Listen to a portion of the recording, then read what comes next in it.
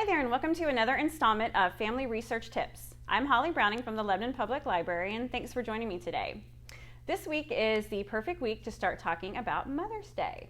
So it is springtime, it's the beginning of May, and I thought I would do an episode on maybe some gifts that we could give to our moms.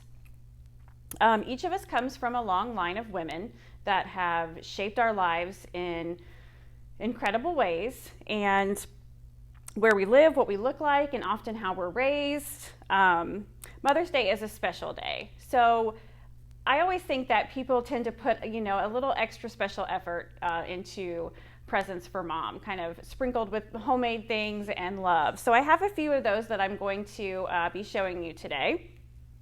But first, just because, I love history, I looked up a little history on Mother's Day, and I wanted to share with you because I thought it was really interesting. So Mother's Day, 2021, this year, will mark the 107th anniversary of celebrating Mother's Day nationally. And that was since President Woodrow Wilson declared it in 1914. And we have a woman named Anna Jarvis from West Virginia to kind of thank for that. She advocated for the holiday since 1905, and she faced a lot of resistance until finally the president took action about 10 or so years later. Anna Jarvis wanted to continue the mission of her mother, who was named Anne Reeves Jarvis, who was a pacifist in the Civil War. And it looks like she was a nurse who served both sides of soldiers, the Union and the Confederate. She had no side that she worked on. She began the first Mother's Day work clubs in many states to address public health issues. So the idea all went back to genealogy. Mother's Day was actually kind of a gift from one woman to another, celebrating, her mother.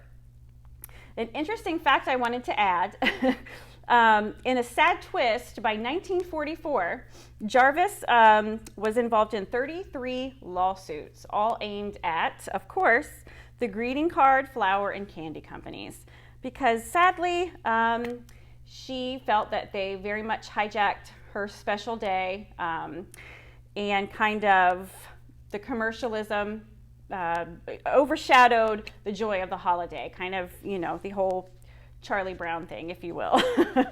But this is very sad. But Mother's Day, did come from a good place. And let's talk about the three gifts that I have. One of them is a homemade item for the kiddos that you could do with the kids, and it was really fun. I had my son help me make one just to show you, and he had a good time making that. The other one is just kind of something you can buy at the store and kind of put together yourself. And then the last one is it's repurposed jewelry, and it's a very special idea for mom. So let's see here. So the first item that I have is a family tree has sweet little tracings of the hands of everyone in the family. So as you can see, we have mommy, daddy, and then we have my son, and then I went ahead and printed out a paw print for all your, furry animals in your house, and went ahead and, put that in the family tree as well. So this was just cute. I just had to make a little tree trunk, had him trace the hands and put the hands on there, and it's just a little family tree that you can give mom.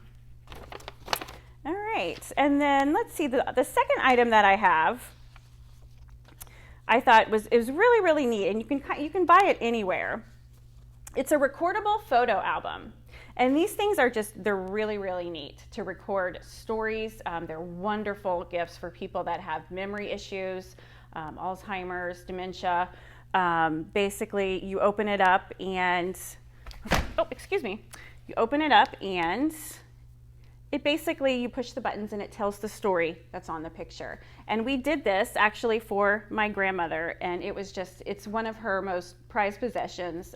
She has people play it every time they come in. So they run anywhere from about $20 to $50 depending on how much storage you want or how long your stories last, that type of thing. But they make wonderful gifts, and I guarantee you'll probably make mom cry. So the last item that I have, I'm actually wearing.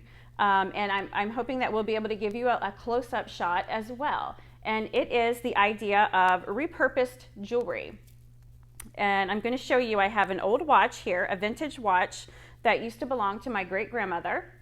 And what we did is we kind of disassembled the face here and put a tiny picture in there, kind of like a locket, kind of the same style thing there. But in the old vintage watch, we actually put her picture, and I'm hoping you get to see a close-up as well. And it just becomes a really, really special piece of jewelry that's, you can wear close to your heart. And I love it. I wear mine every day. So those are just 3 little gift ideas that I thought I'd share with you. Kind of ties in with the genealogy and family history theme. So join me again in 2 weeks, and I'll be back with more family research tips. Thanks for watching.